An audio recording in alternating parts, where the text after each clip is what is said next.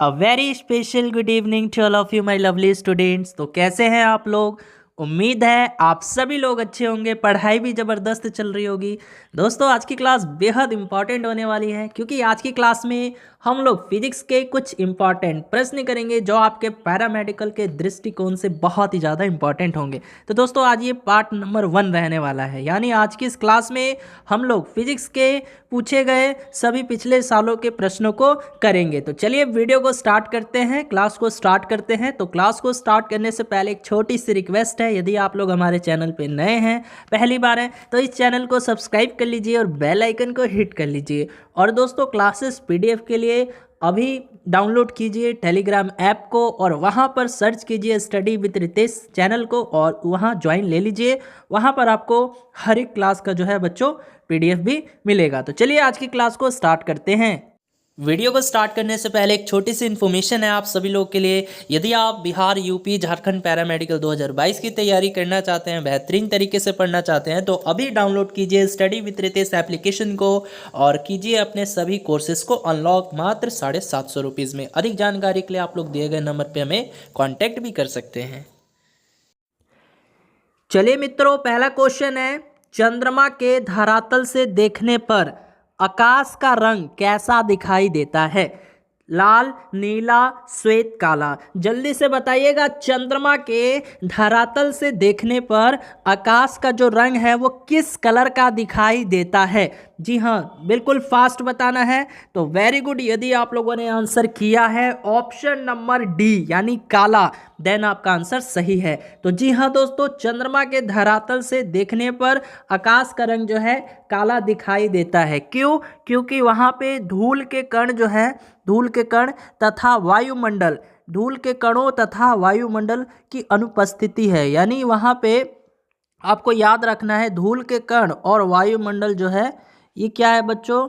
अनुपस्थिति है, जिसके कारण वहाँ पे प्रकाश का प्रकीर्णन नहीं होता और इसीलिए जो है बच्चों, है ना, इसीलिए जो है चंद्रमा के धरातल से देखने पर आकाश का रंग काला दिखाई पड़ता है, क्योंकि धूल के कण और वायुमंडल जो है वहाँ पर अनुपस्थिति नहीं है। ठीक है, अनुपस्थित नहीं है। ठीक है बच्चों, चलिए बहुत अच्छी बात है, बढ़ते हैं अगले क्वेश्चन की तरफ।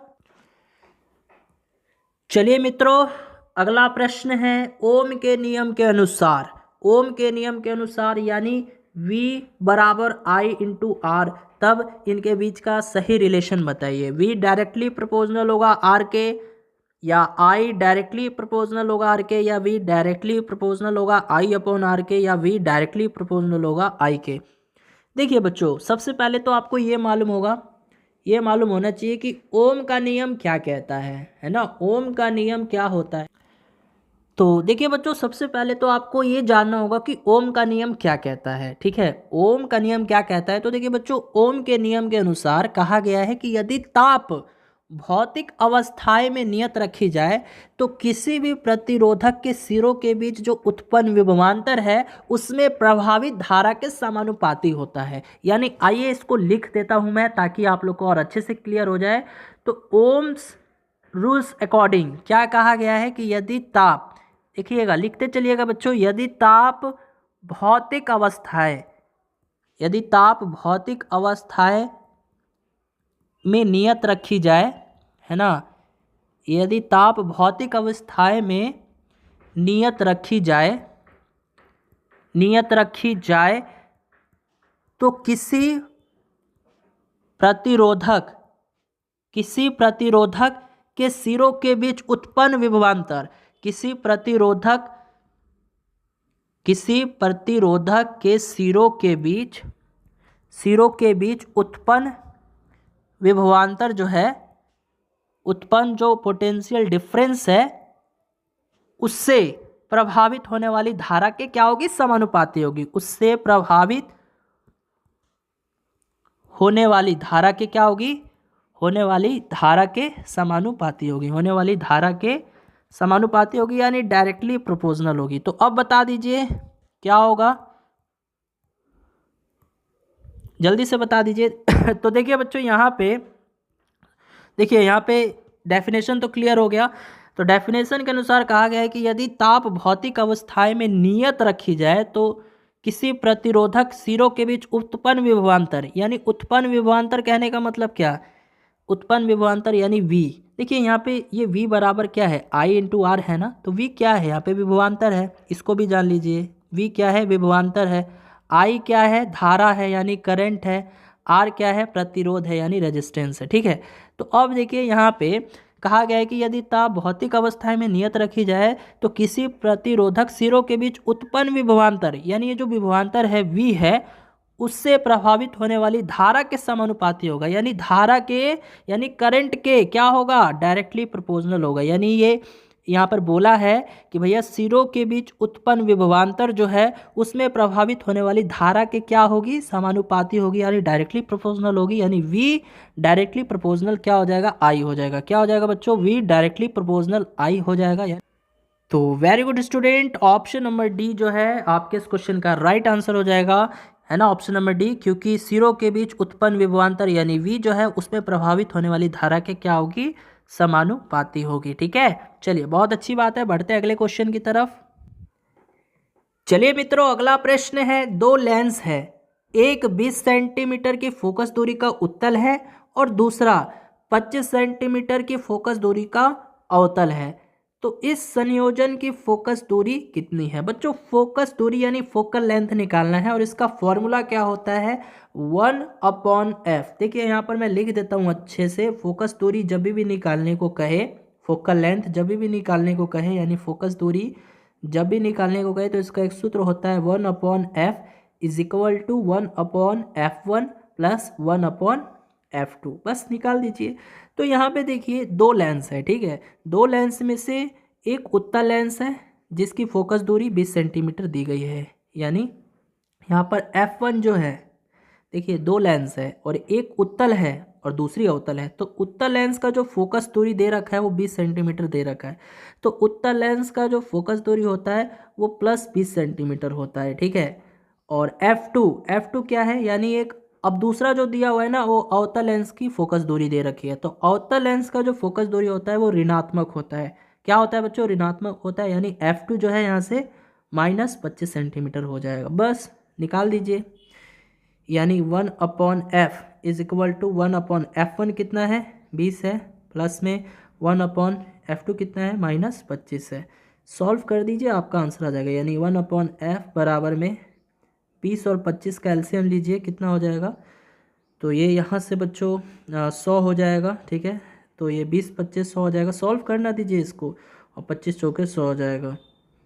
तो यहाँ से 1/f इज इक्वल टू 5 में से 4 गया 1 बराबर में 100, तो f बराबर कितना आ जाएगा बच्चों, ये आ जाएगा 100 सेंटीमीटर। सेंटीमीटर में आ गया है, क्या आया है, सेंटीमीटर में आया है, लेकिन यहाँ पे देखिए तो ऑप्शन है, तो ऑफकोर्स ऑप्शन नंबर बी जो है आपके इस क्वेश्चन का करेक्ट आंसर हो जाएगा। समझ में आया बच्चों, जल्दी से एक बार मैसेज में बोल दीजिए आप लोग समझ पाए इस क्वेश्चन को।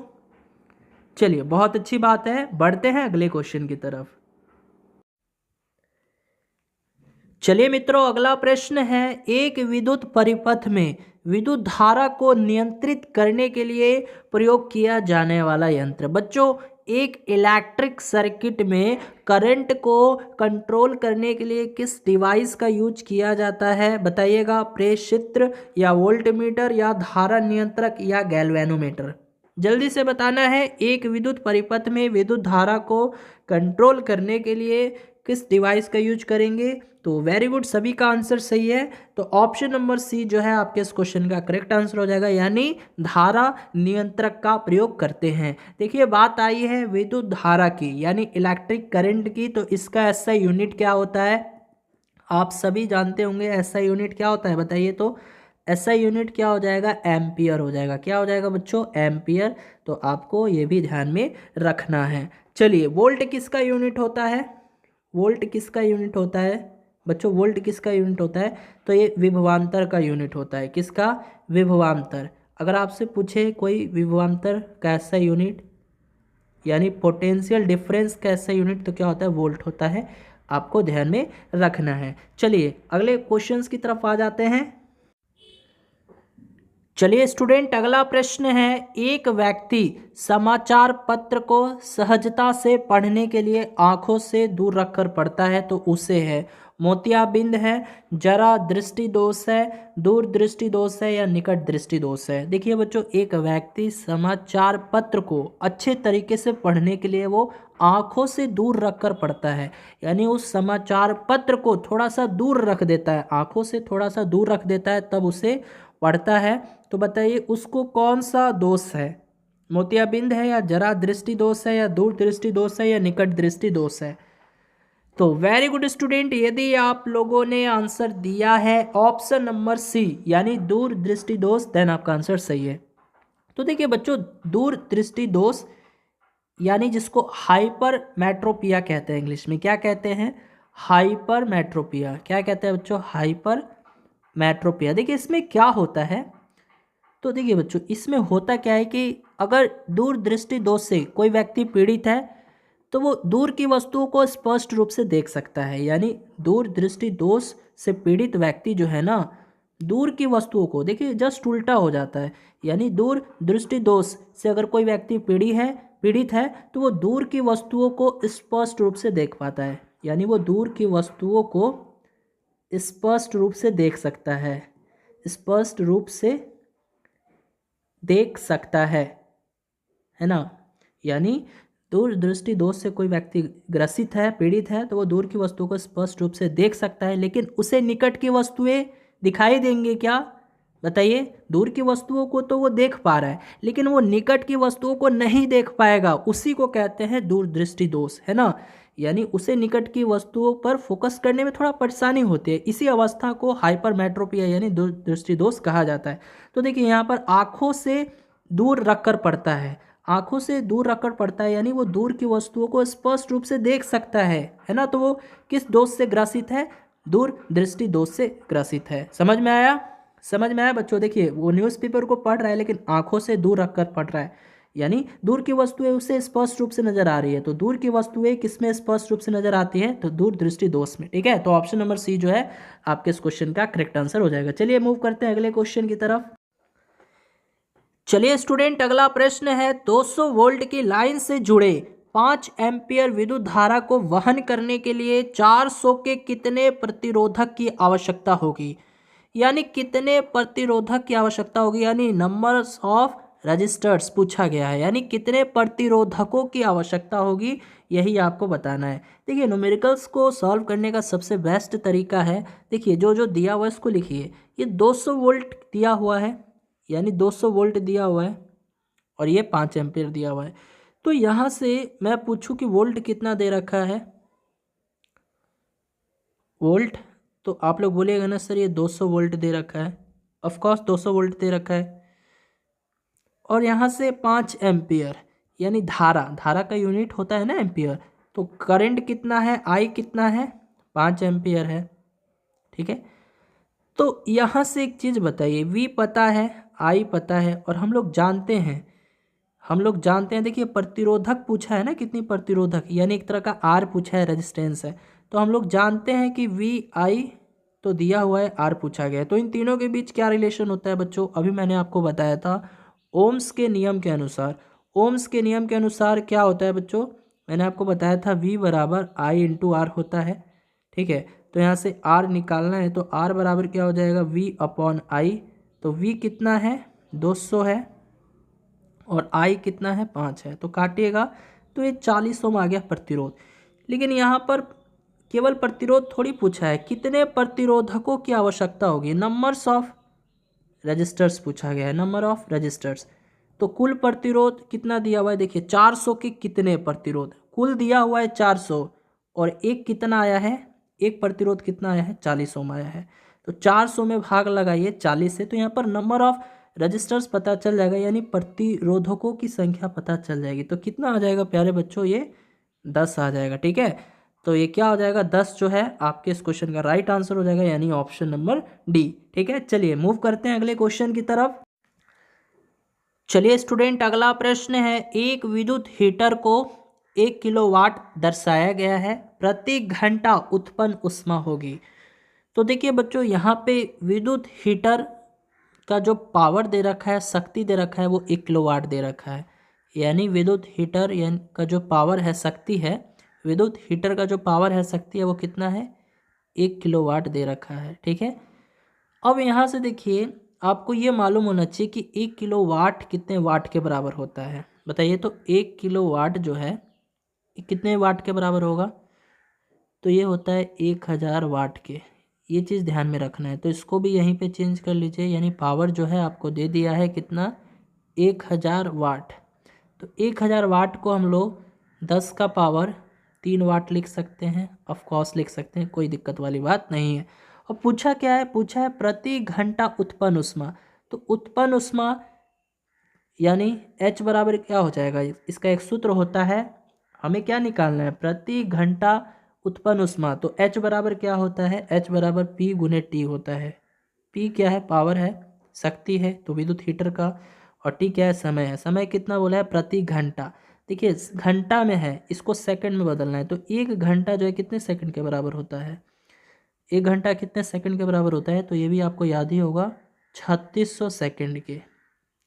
1 घंटा जो है बच्चों 3600 सेकंड के बराबर होता है। ठीक है, 3600।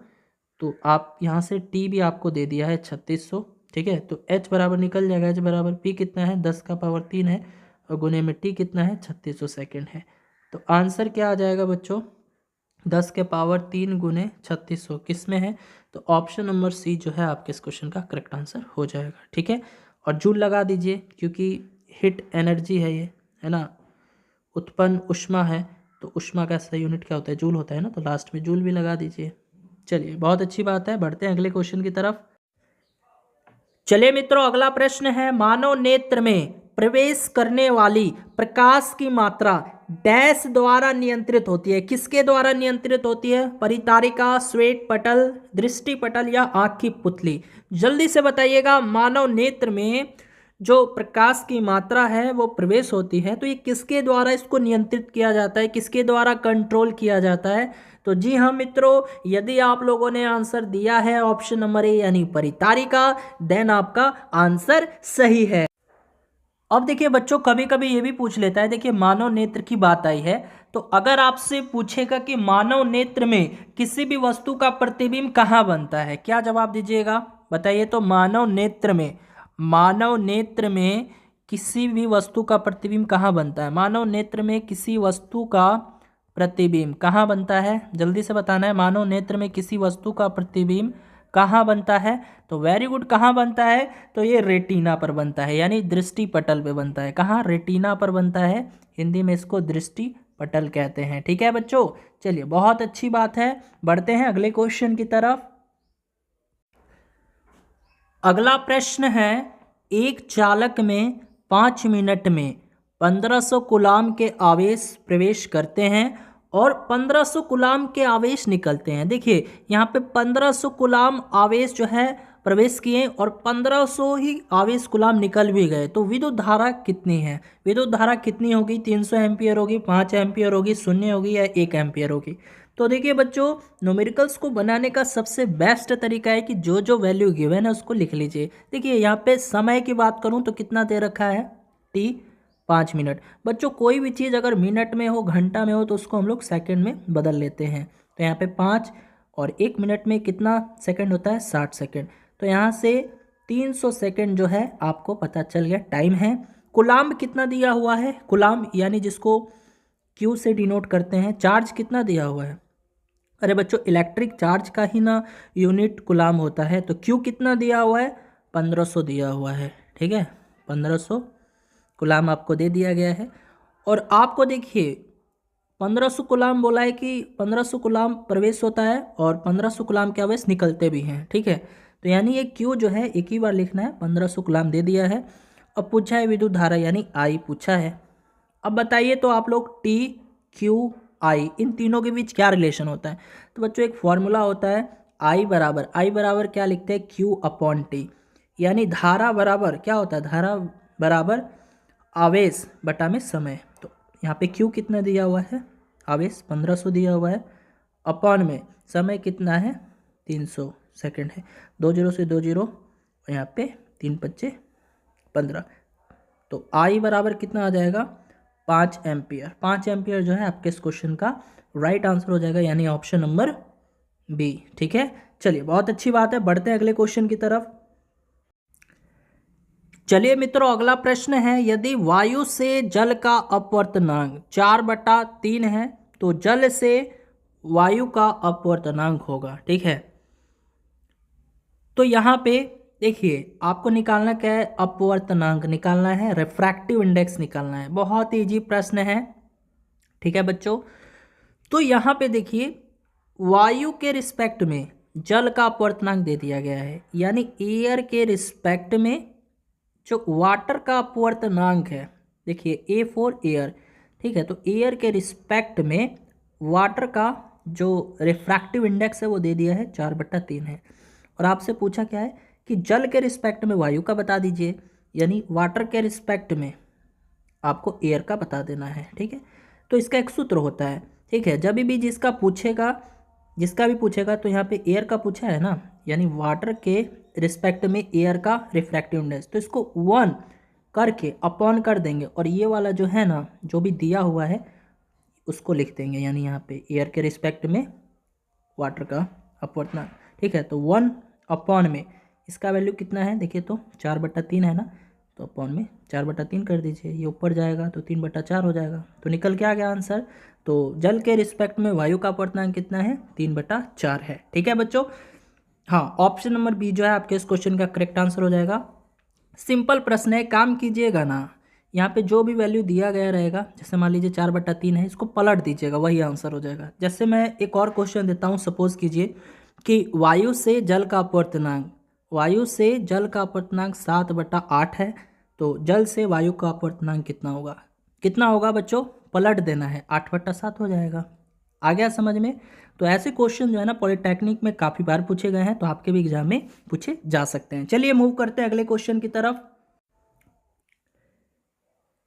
चलिए बच्चों, अगला प्रश्न है, नेत्र विशेषज्ञ द्वारा लेंस की शक्ति +2.5 डायोप्टर बताई गई, तो इसकी फोकल लेंथ यानी फोकस दूरी क्या होगी और ये किस टाइप का लेंस होगा, ये आपको बताना है। ठीक है, यानी देखिए यहाँ पर लेंस की शक्ति दी गई है, यानी पावर जो है आपको दे दिया गया है +2.5 डायोप्टर। ठीक है, तो बच्चों देखिए ये धनात्मक जो है प्लस है, ये क्या चीज़ रिप्रेजेंट करता है कि लेंस हमारा उत्तल है, यानी कन्वेक्स लेंस है। कैसे, तो आप लोगों ने पढ़ा होगा, देखिए उत्तल लेंस में क्या होता है, उत्तल लेंस में फोकल लेंथ यानी फोकस दूरी, पावर और रेडियस ऑफ कर्वेचर, ये सभी जो है पॉजिटिव लिया जाता है, ये सभी धनात्मक होते हैं। ठीक है, इसको याद रखिएगा, उत्तल लेंस में सभी पॉजिटिव होते हैं, फोकल लेंथ, पावर और रेडियस ऑफ कर्वेचर यानी वक्रता त्रिज्या। ठीक है, तो यहाँ से पावर तो आपको दे दिया गया है +2.5 डायोप्टर। ठीक है, और आपसे बोला क्या है, एफ जो है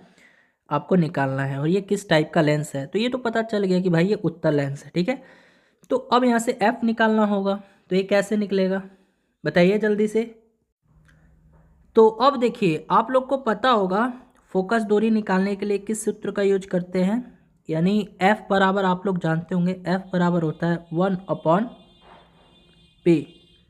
ठीक है, ये होता है, तो यहाँ से देखिए एफ निकालना है, यानी देखिए फोकस दूरी बराबर होता है 1/पावर यानी शक्ति, लेंस की शक्ति। ठीक है, तो एफ बराबर 1 में पावर कितना है, तो पावर जो है यहाँ से 2.5 है। ठीक है, 2.5 है, तो अब यहाँ से जो है देखिए, तो एफ बराबर हम लोग ऐसे लिख सकते हैं 1/25, और ये 10 को यानी देखिए 1 पॉइंट हटेगा तो बट्टा में 10 आ जाता है, तो 10 को ऊपर चला जाएगा, तो ये कितना हो जाएगा, इसको काटिए तो 5 दूनी 10, 5 पच्चे 25। ठीक है, तो यहाँ से f जो है ये 0.4 आ गया, यानी इतने को सॉल्व कीजिएगा ना तो f बराबर 0.4 मीटर आ जाएगा, 0.4 मीटर आ जाएगा। लेकिन यहाँ पे देखिए f बराबर तो 0.4 मीटर में आया ही है, लेकिन आपको मीटर में ना देकर सेंटीमीटर में पूछा है, तो सेंटीमीटर में जाने के लिए क्या करना होगा, 100 से गुना कर देना होगा। तो देखिए 1 0 से 1 दशमलव कैंसिल हो जाएगा, तो f बराबर क्या आ जाएगा 40 मीटर। तो 40 मीटर जो है इसका फोकल लेंथ होगा। ठीक है बच्चों, समझ में आया? 40 मीटर जो है फोकल लेंथ होगा और ये कौन सा लेंस होगा, उत्तल लेंस होगा। तो ऑप्शन नंबर क्या हो जाएगा, तो ऑप्शन नंबर सी जो है आपके इस क्वेश्चन का करेक्ट आंसर हो जाएगा। ठीक है, चलिए मूव करते हैं अगले क्वेश्चन की तरफ। चलिए मित्रों, अगला प्रश्न है और आज की क्लास का ये लास्ट क्वेश्चन रहने वाला है। क्वेश्चन है एक विद्युत फ्यूज आधारित है, यानी एक विद्युत फ्यूज तार जो है वो आधारित होता है किसके ऊपर, विद्युत धारा के रासायनिक प्रभाव पर, या विद्युत धारा के चुंबकीय प्रभाव पर, या विद्युत धारा के ऊष्मीय प्रभाव पर, या उपरोक्त में से कोई नहीं। जल्दी से बताएंगे, सभी स्टूडेंट बताएंगे जी। एक विद्युत फ्यूज जो है वो आधारित होता है, जल्दी से बताइएगा किस पर आधारित होता है। तो जी हाँ मित्रों, यदि आप लोगों ने आंसर किया है ऑप्शन नंबर सी, यानी विद्युत धारा के ऊष्मीय प्रभाव पर, देन आपका आंसर सही है। ठीक है, तो आपको याद रखना है कि एक विद्युत फ्यूज जो है ये विद्युत धारा के ऊष्मीय प्रभाव पर आधारित होता है। अब देखिए स्टूडेंट, विद्युत फ्यूज की बात आई है तो यहाँ से एक प्रश्न पूछा जाता है आपके परीक्षा में कि ये जो फ्यूज तार है ना, ये फ्यूज जो तार है इसका गलनांक कैसा होना चाहिए, कम होना चाहिए, ज़्यादा होना चाहिए, अनंत होना चाहिए, कैसा होना चाहिए बताइए। तो फ्यूज तार का जो मेल्टिंग पॉइंट है, यानी जिसको गलनांक कहते हैं हम लोग, डैश होना चाहिए। बताइए कैसा होना चाहिए। देखिए बच्चों, बहुत ही इंपॉर्टेंट प्रश्न है, ये पूछे जा चुके हैं कई एग्जामों में। तो फ्यूज तार का जो गलनांक है बच्चों वो कैसा होना चाहिए, निम्न होना चाहिए, यानी कम होना चाहिए, है ना, कम होना चाहिए।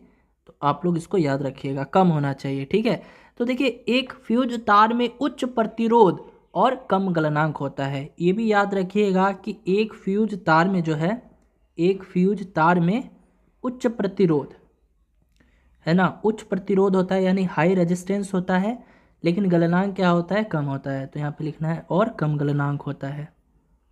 ठीक है, चलिए अच्छा, एक प्रश्न मैं और आप लोगों से पूछना चाहता हूँ। अगर आपसे पूछेगा कि ये फ्यूज तार किसकी मिश्र धातु है, तो क्या आंसर कीजिएगा आप लोग बताइए। तो सभी बच्चे बताएंगे, यहाँ पे सभी बच्चे यहाँ पे बताएंगे कि ये जो शुद्ध फ्यूज होता है ना, विद्युत फ्यूज, ये किसका बना होता है, जल्दी से बताएंगे, बताइए जल्दी से। फ्यूज जो है, फ्यूज जो है किसकी मिश्र धातु होती है, किसकी मिश्र धातु होती है। तो जी हाँ, किसकी मिश्र धातु होती है ये, वेरी गुड। तो क्या जवाब दीजिएगा, टीन तथा सीसा। हाँ जी, टीन तथा सीसा। ठीक है, चलिए बहुत अच्छी बात। चलिए मित्रों, अगला प्रश्न है, जल में आंशिक रूप से डूबी एक पेंसिल वायु और जल के अंतरापृष्ठ पर प्रतिस्थापित प्रतीत होती है, यह किसके कारण होता है। बच्चों आपने देखा होगा, जल में आंशिक रूप से अगर हम लोग पेंसिल को डुबो दे तो वो वायु और जल के अंतरापृष्ठ पर प्रतिस्थापित प्रतीत होती है, यानी थोड़ी सी टेढ़ी मेढ़ी नज़र आती है ना, जल में डुबोने से। तो ऐसा क्यों होता है, किसके कारण होता है, टिंडल प्रभाव के कारण, या प्रकीर्णन के कारण, विक्षेपण के कारण, या अपवर्तन के कारण। जल्दी से बताइएगा, सभी स्टूडेंट बताएंगे। जी हाँ दोस्तों, यदि आप लोगों ने आंसर दिया है ऑप्शन नंबर डी, यानी अपवर्तन के कारण, देन आपका आंसर सही है। हाँ जी, ऑप्शन नंबर डी जो है इस क्वेश्चन का राइट आंसर हो जाएगा। तो बच्चों बहुत सी घटनाएं हैं जो अपवर्तन के कारण होता है। जैसे एक पूछ लेता है कभी कभी, तारे क्यों टिमटिमाते हैं, तारे क्यों टिमटिमाते हैं बच्चों, तारे क्यों टिमटिमाते हैं। तो ये भी याद रखना है, प्रकाश के वायुमंडलीय अपवर्तन के कारण, है ना, प्रकाश के वायुमंडलीय अपवर्तन के कारण, चाहो तो लिख सकते हो, प्रकाश के वायुमंडलीय अपवर्तन के कारण जो है तारे टिमटिमाते हैं, है ना, प्रकाश के वायुमंडल के अपवर्तन के कारण। ठीक है बच्चों, आपको याद रखना है। देखिए बच्चों, ये टिंडल प्रभाव क्या है, तो देखिए टिंडल प्रभाव किसी कोलाइडी विलयन में, है ना, किसी कोलाइडी विलयन में उपस्थित कणों द्वारा प्रकाश का प्रकीर्णन होने की परिघटना को ही हम लोग टिंडल प्रभाव कहते हैं। तो चलिए अब बढ़ते हैं हम लोग अगले क्वेश्चन की तरफ स्टूडेंट।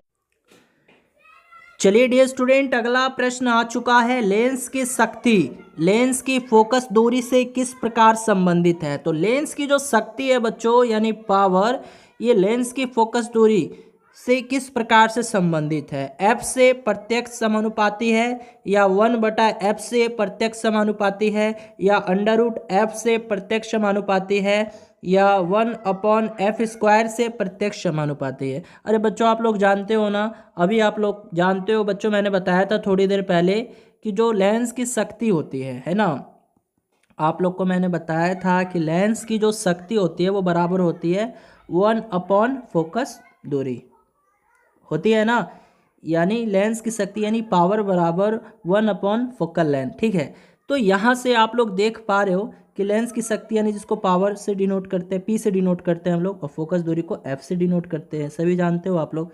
तो ये पी जो है ये डायरेक्टली प्रोपोर्शनल हो जाएगा, पी डायरेक्टली प्रोपोर्शनल 1/f के। तो यहाँ पे बताइए तो पी का जो है संबंध लेंस की फोकस दूरी से किस प्रकार हुई, तो 1/f, तो 1/f से प्रत्यक्ष समानुपाती यानी 1/ से डायरेक्टली प्रोपोर्शनल। ठीक है, इसका पी का रिलेशन है यानी पावर ऑफ लेंस। ठीक है, चलिए मूव करते हैं अगले क्वेश्चन की तरफ।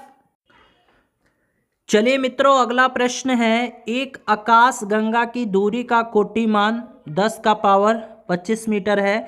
यदि यह दूरी प्रकाश की चाल से तय की जाए तो लिए गए समय का कोटिमान होगा। बच्चों समय निकालना है, देखिए समय बोला है ना, समय, तो समय बराबर, देखिए समय निकालना है। अच्छा आपको क्या क्या दिया हुआ है पहले तो ये देखिए, तो बोल रहा है कि आकाश गंगा की दूरी का कोटिमान, यानी दूरी दे दिया है प्यारे बच्चों, दूरी कितना दिया हुआ है 10⁻25 मीटर। ठीक है, और इसके बाद जो है देखिए यहाँ पे बोला है कि यदि यह दूरी प्रकाश की चाल से तय की जाए, देखिए यहाँ पे दूरी पता चल गया, अब बोल रहा है ना इसी दूरी को प्रकाश की चाल के द्वारा तय करना है।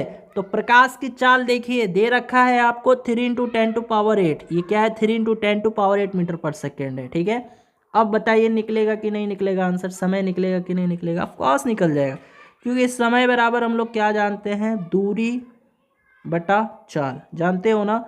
दूरी कितना है, दूरी कितना है 10⁻25 है।